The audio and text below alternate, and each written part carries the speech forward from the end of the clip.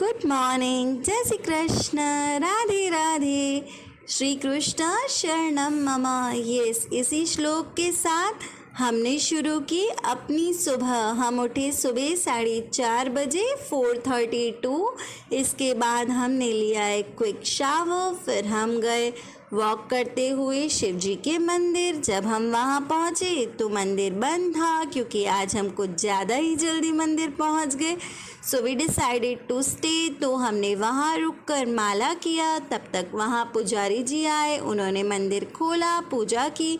इसके बाद हमने शिव जी को जल चढ़ाया और हम घर आए। फिर हमने हमारे लालजू की मंगला आरती की, श्रृंगार क्रम किया, चाय बनाया, उपमा भी बनाया नाश्ते के लिए, और फिर हम चले गए ऑफिस। हमने रिकॉर्ड किया है आप सबके लिए भागवत के 2 पेजेस ऑफ 18th अध्याय। प्लीज़ सुनिएगा।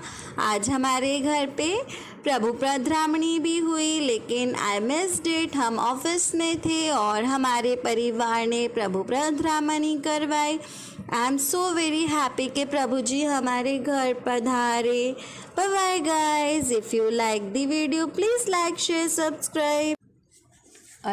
कौन त्रिंशो अध्याय। भक्ति का मर्म और काल की महिमा।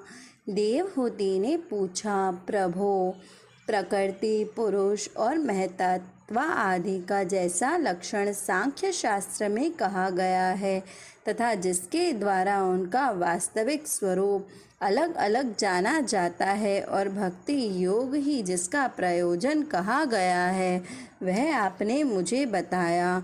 अब कृपा करके भक्ति योग का मार्ग भी मुझे विस्तार पूर्वक बताइए।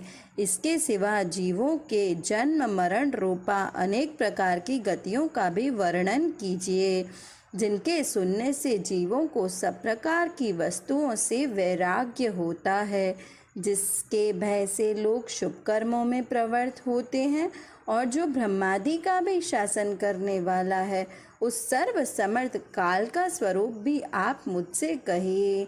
ज्ञान दृष्टि के लुप्त हो जाने के कारण देहादि मिथ्या वस्तुओं में जिन्हें आत्मविभान हो गया है तथा बुद्धि के कर्मासक्त रहने के कारण अत्यंत श्रमिक होकर जो चिरकाल से अपार अंधकारमय संसार में सोए पड़े हैं, उन्हें जगाने के लिए आप योग प्रकाशक सूर्य ही प्रकट हुए हैं। श्री मैत्रेय जी कहते हैं, कुरुश्रेष्ठ विदुर जी, माता के ये मनोहर वचन सुनकर महामुनि कपिल जी ने उनकी प्रशंसा